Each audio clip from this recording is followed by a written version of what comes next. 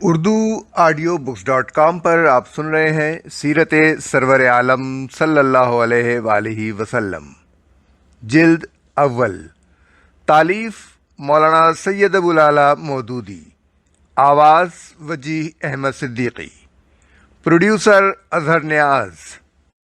باب 6، فصل 3، رسالت اور اس کے احکام۔ اطاعت رسول کے مسئلے میں یہ امر تو متفق علیہ ہے کہ کوئی رسول اپنی ذاتی حیثیت میں مطاع اور متبوع نہیں ہو سکتا۔ نہ موسیٰ علیہ السلام کی اطاعت اور پیروی اس بنا پر ہے کہ وہ موسیٰ بن عمران ہیں، نہ عیسیٰ بن مریم علیہ السلام اس وجہ سے لائق اطاعت و اتباع ہیں کہ وہ عیسیٰ بن مریم ہیں، اور نہ نبی صلی اللہ علیہ وآلہ وسلم کا اتباع اس حیثیت سے لازم ہے کہ آپ محمد بن عبداللہ ہیں۔ اطاعت اور پیروی جو کچھ بھی ہے صرف اس حیثیت سے ہے کہ یہ حضرات اللہ کے رسول ہیں۔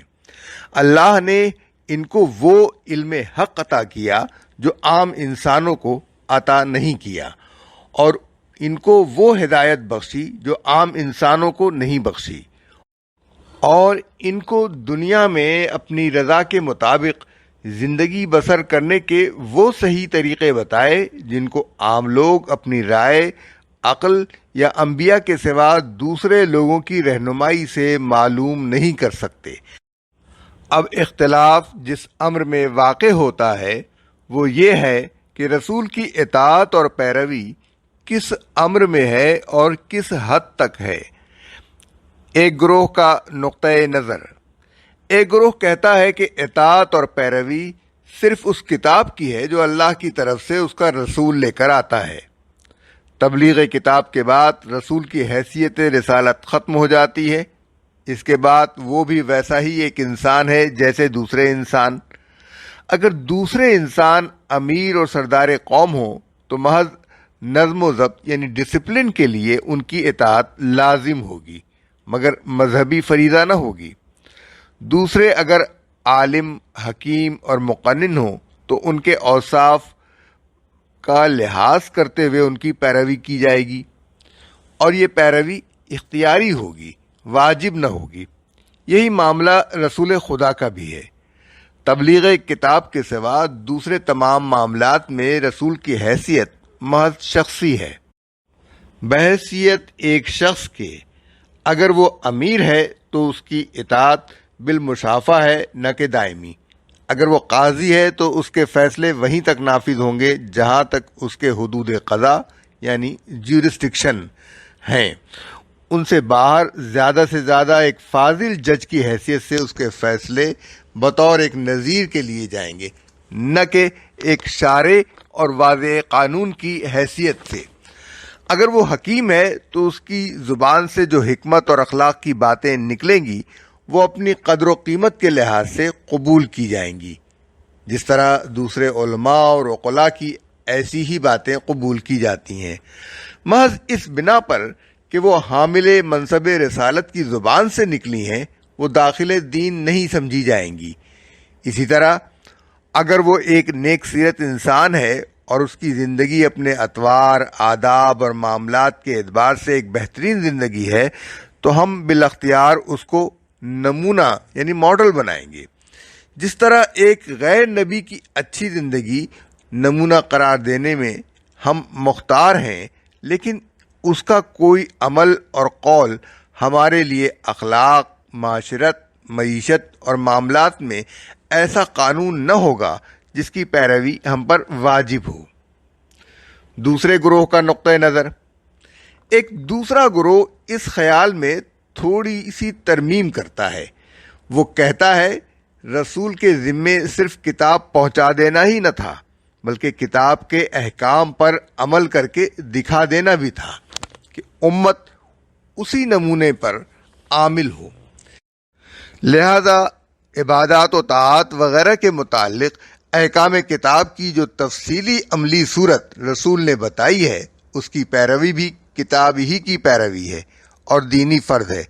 باقی رہے وہ معاملات جو احکام کتاب کے علاوہ رسول اپنی شخصی حیثیت میں ایک امیر، ایک قاضی، ایک مصلح قوم، ایک حکیم، ایک شہری اور ایک فرد جماعت کی حیثیت سے انجام دے، تو ان میں کوئی چیز ایسی نہیں ہے جو ایک دائمی اور عالمگیر ضابطہ و قانون بنانے والی ہو اور جس کی پیروی ہمیشہ کے لیے ایک دینی فرض ہو۔ تیسرے گروہ کا نقطہ نظر، ایک تیسرا گروہ ہے جو رسول کی حیثیت رسالت کو اس کی زندگی کے ایک بہت بڑے حصے پر حاوی سمجھتا ہے۔ اخلاق، معاشرت، معاملات، احکام و قضایا اور بہت سے دوسرے معاملات میں اس کے قول اور فعل کا خدا کی جانب سے ہونا تسلیم کرتا ہے اور یہ بھی مانتا ہے کہ یہ سب چیزیں امت کے لیے اسوہ حسنہ ہیں، مگر وہ حیثیت رسالت اور حیثیت شخصی میں فرق ضرور کرتا ہے اور یہ سمجھتا ہے کہ رسول کی زندگی کے بعض معاملات ایسے ضرور ہیں جو حیثیت رسالت سے خارج ہیں اور قابل تقلید نمونہ نہیں، اگرچہ وہ کوئی ایسا واضح خط نہیں کھینچ سکتا جو حیثیت رسالت اور حیثیت شخصی میں بین امتیاز کرتا ہو اور ایسی حد مقرر کرتا ہو جہاں پہنچ کر رسول کی حیثیت محض ایک انسان کی رہ جاتی ہے۔ چوتھے گروہ کا نقطۂ نظر، چوتھا گروہ کہتا ہے کہ رسول کی شخصی حیثیت اور رسالت کی حیثیت اگرچہ اعتبار میں دو جداگانہ حیثیتیں ہیں، مگر وجود میں یہ دونوں ایک ہی ہیں اور ان کے درمیان عملاً کوئی فرق کرنا ممکن نہیں ہے۔ منصب رسالت دنیاوی عہدوں کی طرح نہیں ہے کہ عہدے دار جب تک اپنے عہدے کی کرسی پر بیٹھا ہے عہدے دار ہے، جب اس سے اترا تو ایک عام انسان ہے، بلکہ رسول جس وقت منصب رسالت پر سرفراز ہوتا ہے اس وقت سے مرتے دم تک وہ ہر وقت اور ہر آن مامور ہوتا ہے، آن ڈیوٹی ہوتا ہے، اور وہ کوئی ایسا فعل نہیں کر سکتا جو اس سلطنت کی پالیسی کے خلاف ہو جس کا وہ نمائندہ بنا کر بھیجا گیا ہے۔ اس کی زندگی کے معاملات عام اس سے کہ وہ امام کی حیثیت سے ہوں یا امیر کی حیثیت سے، سوسائٹی کے ایک فرد کی حیثیت سے ہوں یا ایک شوہر، باپ، بھائی، رشتہ دار اور دوست کی حیثیت سے، سب پر اس کی حیثیت رسالت اس طرح حاوی ہوتی ہے کہ اس کی ذمہ داریاں کسی حال میں ایک لمحے کے لیے بھی اس سے منفک نہیں ہوتیں، حتیٰ کہ جب وہ اپنی خلوت میں اپنی بیوی کے پاس ہوتا ہے اس وقت بھی وہ اسی طرح اللہ کا رسول ہوتا ہے جس طرح وہ مسجد میں نماز پڑھاتے ہوئے ہوتا ہے۔ زندگی کے مختلف شعبوں میں وہ جو کچھ کرتا ہے اللہ کی ہدایت کے تحت کرتا ہے، اس پر ہر آن اللہ کی طرف سے سخت نگرانی ہوتی ہے جس کے تحت وہ انہی حدود کے اندر رہ کر چلنے پر مجبور ہوتا ہے جو اللہ نے مقرر کر دی ہیں، اور اپنے اقوال میں، اعمال میں اور زندگی کے پورے رویے میں دنیا کے سامنے اس امر کا مظاہرہ کرتا ہے کہ یہ ہیں وہ اصول جن پر انسان کی انفرادی و اجتماعی زندگی کا نظام قائم ہونا چاہیے، اور یہ ہیں وہ حدود جن کے دائرے میں انسان کی آزادی عمل کو محدود ہونا چاہیے۔ اس خدمت کو نبی اپنی شخصی و خانگی زندگی میں اسی طرح انجام دیتا رہتا ہے جس طرح اپنی سرکاری حیثیت میں اور کسی معاملے میں بھی اگر اس کے قدم کو ذرا سی لغزش ہو جاتی ہے تو اس کو فوراً تنبیہ کی جاتی ہے، کیونکہ اس کی خطا صرف اسی کی خطا نہیں بلکہ ایک پوری امت کی خطا ہے۔ اس کو بھیجنے کا مقصد ہی یہ ہوتا ہے کہ وہ لوگوں کے درمیان زندگی بسر کر کے ان کے سامنے ایک مسلم کی زندگی کا نمونہ پیش کر دے، اور صرف یہی نہیں کہ انفرادی معاملات میں ان کی رہنمائی کر کے ان کو فرداً فرداً مسلمان بنائے، بلکہ اس کے ساتھ ہی اسلام کا تمدنی، سیاسی، معاشی اور اخلاقی نظام قائم کر کے صحیح معنوں میں ایک مسلم سوسائٹی بھی وجود میں لے آئے۔ لہذا اس کا خطا اور غلطی سے محفوظ ہونا لازم ہے تاکہ کامل اعتماد کے ساتھ اس کی پیروی کی جا سکے اور اس کے قول و فعل کو بالکلیہ اسلام کی تعلیم اور اسلامیت کا معیار قرار دیا جا سکے۔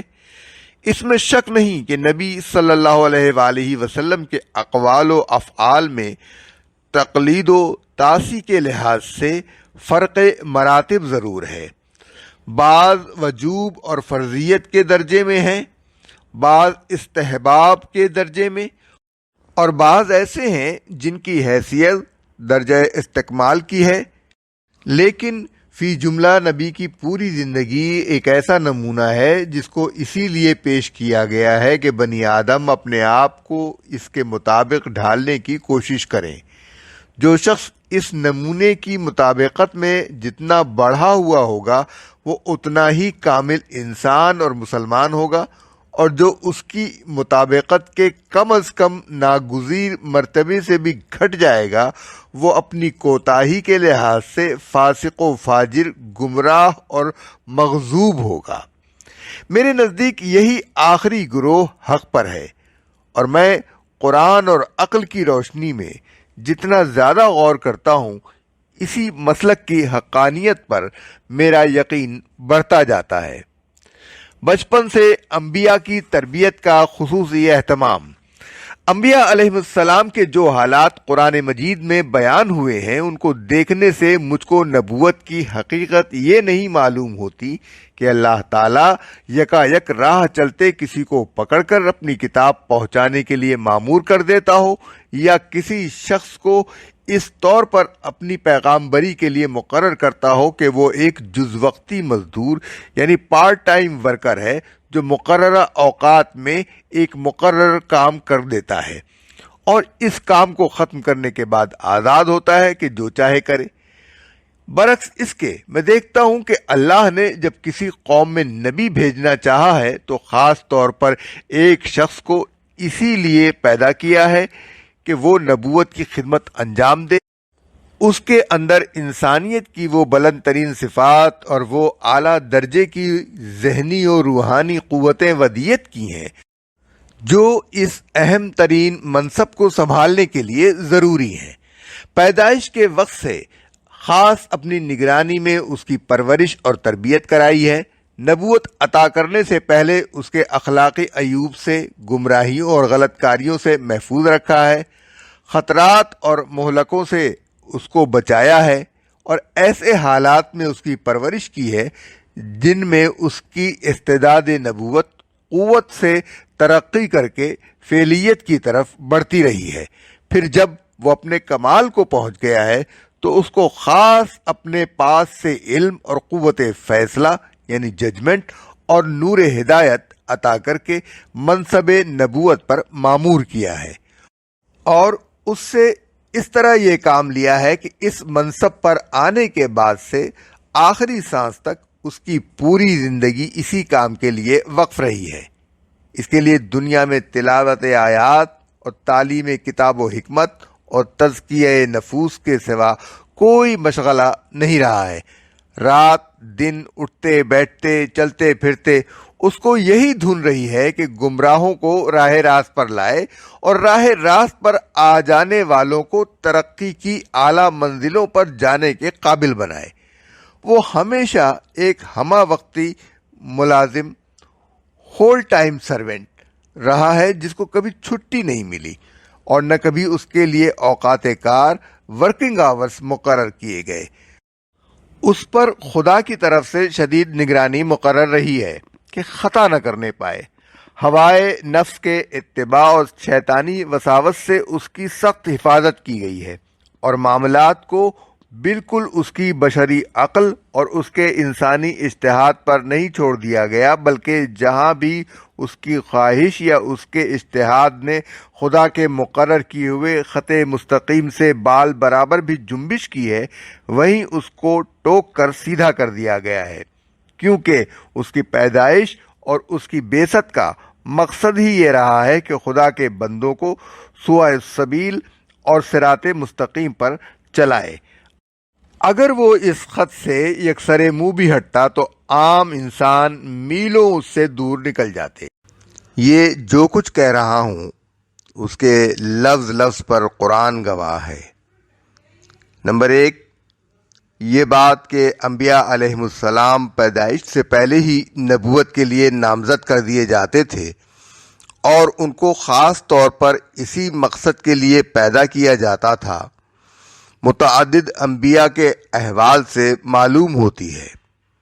مثلا حضرت اسحاق علیہ السلام کی پیدائش سے پہلے ہی حضرت ابراہیم علیہ السلام کو ان کی پیدائش اور نبوت کی خوشخبری دے دی جاتی ہے، اور ہم نے اسے اسحاق کی بشارت دی، ایک نبی صالحین میں سے، اور اسے اور اسحاق کو برکت دی۔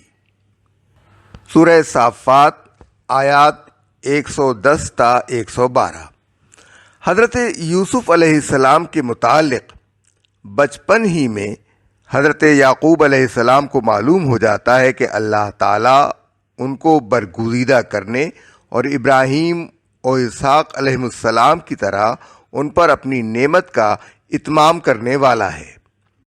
حضرت زکریہ علیہ السلام بیٹے کے لیے دعا کرتے ہیں تو ان کو حضرت یحییٰ علیہ السلام کی خوشخبری ان الفاظ میں دی جاتی ہے: اللہ تجھے یحییٰ کی خوشخبری دیتا ہے، وہ اللہ کی طرف سے ایک فرمان کی تصدیق کرنے والا بن کر آئے گا، اس میں سرداری و بزرگی کی شان ہوگی، کمال درجے کا ضابط ہوگا، نبوت سے سرفراز ہوگا اور صالحین میں شمار کیا جائے گا۔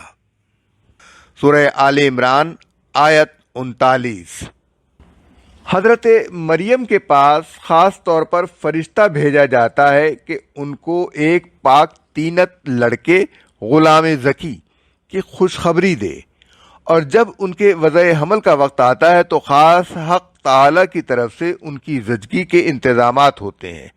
ملاحظہ ہو سورہ مریم رکوع 2۔ پھر اس اسرائیلی چرواہے کو بھی دیکھیے جس سے وادی مقدس طوا میں بلا کر باتیں کی گئیں۔ وہ بھی عام چرواہوں کی طرح نہ تھا، اسے مصر میں خاص طور پر فرعونیت کو تباہ کرنے اور بنی اسرائیل کو غلامی سے نجات دلانے کے لیے پیدا کیا گیا۔ اس کو قتل سے بچوانے کے لیے ایک تابوت میں رکھوا کر دریا میں ڈلوا دیا گیا، اسے خاص اسی فرعون کے گھر پہنچا دیا گیا جس کو وہ تباہ کرنے والا تھا۔ اس کو پیاری صورت دی گئی کہ فرعون کے گھر والوں کے دل میں گھر کر لے۔ اس کے منہ کو تمام عورتوں کے دودھ سے روک دیا گیا، اور اس کی پرورش کا انتظام خاص طور پر حق تعالی کی نگرانی میں ہوا۔ یہ چند مثالیں ہیں جن سے معلوم ہوتا ہے کہ انبیاء علیہم السلام خاص طور پر نبوت ہی کے لیے پیدا کیے جاتے تھے۔ غیر معمولی قابلیتیں اور خصوصی صلاحیتیں۔ پھر دیکھیے کہ اس طرح جن لوگوں کو پیدا کیا جاتا ہے وہ عام انسانوں کی طرح نہیں ہوتے، بلکہ غیر معمولی قابلیتوں کے ساتھ وجود میں آتے ہیں۔ ان کی فطرت نہایت پاکیزہ ہوتی ہے، ان کے ذہن کا سانچہ ایسا ہوتا ہے کہ اس سے جو بات بھی نکلتی ہے سیدھی نکلتی ہے، غلط روی اور کجبینی کی استعداد ہی ان میں نہیں ہوتی۔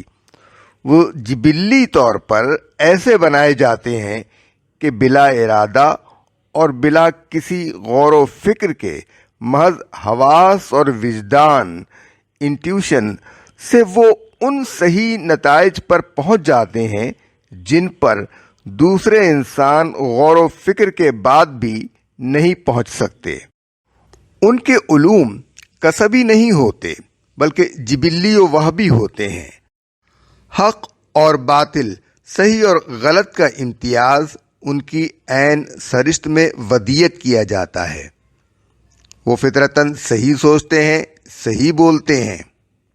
مثال کے طور پر حضرت یعقوب علیہ السلام کو دیکھیے، حضرت یوسف کا خواب سنتے ہی ان کے دل میں کھٹک پیدا ہو جاتی ہے کہ اس بچے کو اس کے بھائی جینے نہ دیں گے۔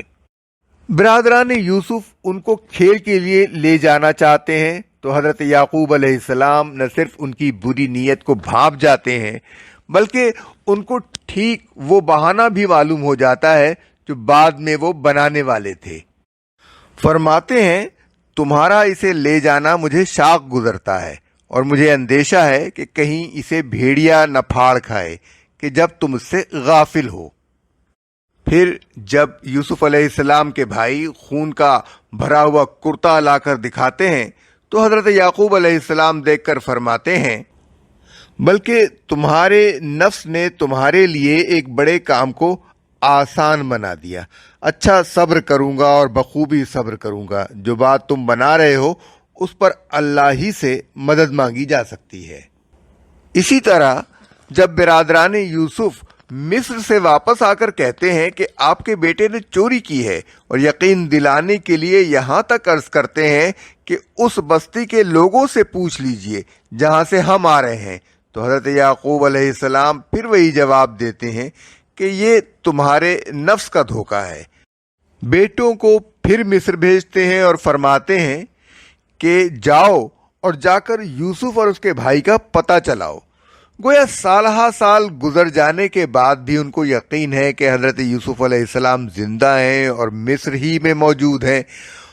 اس کے بعد جب حضرت یعقوب علیہ السلام کے بیٹے حضرت یوسف علیہ السلام کا قمیص لے کر مصر سے چلتے ہیں تو ان کو دور ہی سے حضرت یوسف علیہ السلام کی خوشبو آنے لگتی ہے۔ ان باتوں سے معلوم ہوتا ہے کہ انبیاء علیہ السلام کی نفسی اور روحانی قوتیں کس قدر غیر معمولی ہوتی ہیں۔ یہ صرف حضرت یعقوب علیہ السلام ہی کی خصوصیت نہیں، تمام انبیاء کا یہی حال ہے۔ حضرت یحییٰ علیہ السلام کے متعلق ارشاد ہے، ہم نے بچپن ہی میں اس کو قوت فیصلہ اور رحم دلی اور پاک طینتی اپنی طرف سے عطا کی۔ سورہ مریم آیات 12 اور 13۔ حضرت عیسیٰ علیہ السلام کی زبان سے گہوارے میں کہلوایا جاتا ہے کہ اس نے مجھ کو برکت والا بنایا جہاں بھی میں رہوں، اور اس نے مجھ کو وصیت کی کہ جب تک جیوں نماز پڑھوں اور زکوٰۃ دوں، اور اس نے مجھ کو اپنی ماں کا خدمت گزار بنایا اور مجھ کو جبار اور شقی نہیں بنایا۔ سورہ مریم آیات 31 اور 32۔ نبی صلی اللہ علیہ وآلہ وسلم کے متعلق فرمایا، اور تم اخلاق کے بڑے مرتبے پر ہو۔ سورہ قلم آیت 4۔ یہ سب ان جبلی اور فطری کمالات کی طرف اشارات ہیں جن کو لے کر انبیاء علیہ السلام پیدا ہوئے ہیں۔ پھر حق تعالیٰ ان کی انہی فطری استعدادات کو ترقی دے کر فعلیت کی طرف لے جاتا ہے، یہاں تک کہ ان کو وہ چیز عطا کرتا ہے جس کو قرآن میں علم اور حکم، قوت فیصلہ اور ہدایت اور بینہ وغیرہ کے الفاظ سے تعبیر کیا گیا ہے۔ حضرت نوح علیہ السلام اپنی قوم سے کہتے ہیں، میں خدا کی طرف سے وہ کچھ جانتا ہوں جو تم نہیں جانتے۔ سورہ اعراف آیت 62۔ حضرت ابراہیم علیہ السلام کو ملکوت سماوات و ارض کا مشاہدہ کرا دیا جاتا ہے۔ سورہ انعام آیت 75۔ اور جب وہ اس مشاہدے سے علم یقین لے کر پلٹتے ہیں تو اپنے باپ سے کہتے ہیں، اے میرے باپ، میرے پاس وہ علم آیا ہے جو تیرے پاس نہیں آیا، لہذا میری پیروی کر، میں تجھے سیدھا راستہ بتاؤں گا۔ سورہ مریم آیت 43۔ حضرت یعقوب کے متعلق ارشاد ہے، اور یقیناً وہ علم رکھتا تھا جو ہم نے اس کو تعلیم کیا تھا، مگر اکثر لوگ یہ راز نہیں جانتے۔ سورہ یوسف آیت 68۔ حضرت یوسف علیہ السلام کے حق میں فرمایا، اور جب وہ اپنی جوانی کو پہنچا تو ہم نے اس کو دانش اور قوت فیصلہ عطا کی۔ سورہ یوسف آیت 22۔ یہی بات حضرت موسیٰ علیہ السلام کے حق میں بھی فرمائی۔ سورہ قصص آیت 14۔ یہی حکم اور علم حضرت لوط کو عطا کیا گیا۔ سورہ انبیاء آیت 74۔ اور اسی غیر معمولی علم سے نبی صلی اللہ علیہ وآلہ وسلم بھی سرفراز ہوئے، اور اللہ نے تیرے اوپر کتاب اور حکمت اتاری اور تجھے وہ علم دیا جو پہلے تو نہ جانتا تھا۔ سورہ نساء آیت 113۔ کہو کہ میں اپنے رب کی طرف سے ایک واضح اور روشن راستے پر ہوں۔ سورہ انعام آیت 57۔ کہو کہ یہ میرا راستہ ہے، میں اللہ کی طرف بلاتا ہوں، میں بھی بصیرت پر ہوں اور وہ بھی جو میرے پیروں ہیں۔ سورہ یوسف آیت 108۔ اس علم اور حکم سے نبی اور عام انسانوں کے درمیان اتنا عظیم تفاوت واقع ہو جاتا ہے جتنا ایک آنکھوں والے اور ایک نابینا کے درمیان ہوتا ہے۔ میں تو اسی چیز کی پیروی کرتا ہوں جو مجھ پر وحی کی جاتی ہے۔ کہو اے محمد، کیا اندھا اور آنکھوں والا دونوں برابر ہو سکتے ہیں؟ سورہ انعام آیت 50۔ ان آیات میں جس چیز کا ذکر کیا گیا ہے وہ محض کتاب نہیں ہے، بلکہ وہ ایک روشنی ہے جو انبیاء علیہ السلام کے نفس میں پیدا کر دی جاتی ہے۔ اس لیے اس کا ذکر کتاب سے الگ کیا گیا ہے اور اسے انبیاء کی صفت کے طور پر بیان کیا گیا ہے۔ وہ اس روشنی سے حقائق کا مشاہدہ کرتے ہیں اور اسی سے ان امور میں نظر کرتے ہیں جو ان کے سامنے پیش ہوتے ہیں۔ علماء نے اسی چیز کا نام وحی خفی رکھا ہے، یعنی وہ اندرونی ہدایت و بصیرت جو ہر وقت ان بزرگوں کو حاصل رہتی ہے اور جس سے وہ ہر موقع پر کام لیتے ہیں۔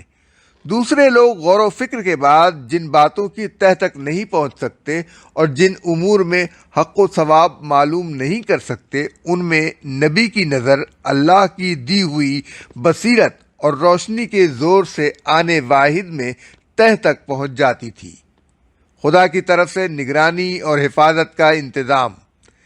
اس کے بعد قرآن مجید ہم کو بتاتا ہے کہ اللہ نے انبیاء علیہ السلام کو نہ صرف حکمت اور قوت فیصلہ اور غیر معمولی دانش و بینش عطا کی ہے، بلکہ اس کے ساتھ ہی وہ ہمیشہ ان پر خاص نظر رکھتا ہے، غلطیوں سے ان کی حفاظت کرتا ہے، گمراہیوں سے ان کو بچاتا ہے، خواہ وہ انسانی اثرات کے تحت ہوں یا شیطانی وساوس کے تحت یا خود ان کے اپنے نفس سے پیدا ہوں۔ حتیٰ کہ اگر بمقتضائے بشریت کبھی وہ اپنے اجتہاد میں بھی غلطی کرتے ہیں تو اللہ تعالیٰ فوراً ان کی اصلاح کر دیتا ہے۔ حضرت یوسف علیہ السلام کے قصے میں دیکھیے، جب قریب تھا کہ عزیز مصر کی بیوی ان کو اپنے جال میں پھنسا لے، اللہ تعالیٰ نے اپنی برہان دکھا کر ان کو بدکاری سے محفوظ کر دیا۔ اس نے یوسف سے ارادہ بد کر ڈالا اور وہ بھی اس کی طرف ارادہ کرتا اگر اپنے رب کی برہان نہ دیکھ لیتا۔ ایسا ہوا تاکہ ہم اس کو برائی اور بے حیائی سے پھیر دیں، کیونکہ وہ ہمارے ان بندوں میں سے تھا جن کو ہم نے اپنے لیے مخصوص کر لیا تھا۔ سورہ یوسف آیت 24۔ حضرت موسیٰ اور ہارون علیہ السلام کو جب فرعون کے پاس جانے کا حکم دیا گیا تو انہیں خوف ہوا کہ کہیں فرعون ان پر زیادتی نہ کرے۔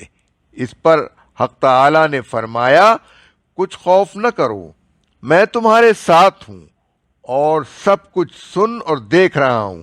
سورہ طٰہٰ آیات 45 اور 46۔ خوف بشریت کی بنا پر تھا۔ اللہ تعالیٰ نے اس بڑی کمزوری کو اپنی وحی سے دور کیا۔ حضرت نوح علیہ السلام بیٹے کو ڈوبتے دیکھ کر چیخ اٹھے، خدایا یہ میرا بیٹا ہے۔ یہ بشری کمزوری تھی۔ اللہ نے اسی وقت ان پر یہ حقیقت واضح کر دی کہ وہ تیرے نطفے سے ہو تو ہوا کرے مگر تیرے اہل سے نہیں ہے، کیونکہ عمل غیر صالح ہے۔ بشریت نے محبت پدری کے جوش میں ذرا سی دیر کے لیے نبی کی نظر سے اس حقیقت کو چھپا دیا تھا کہ حق کے معاملے میں باپ، بیٹا، بھائی کوئی چیز نہیں ہے۔